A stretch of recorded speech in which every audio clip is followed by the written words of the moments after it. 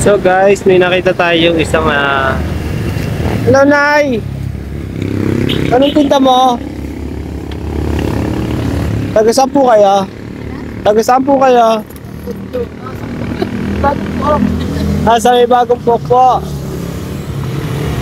So guys, may nakita tayong isang pagbibigyan ng ating Christmas gift giving sa December 22. Ito po si Nanay, interviewin muna natin. Nay, ano pangalan niyo po?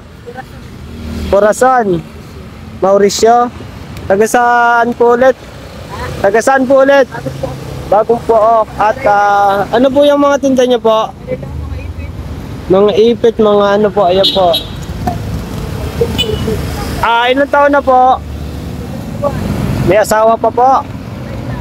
Ilan po anak? Dito po kasama sa bahay. Dito na po kasama sa bahay. Apo niyo po may epilepsy. So guys, siya po yung ating mapalad na napili na mabibigyan ng Christmas gift giving. Ayan po. So guys, pan 28 po natin siya. Ayan, bibigyan na po natin kay Nanay.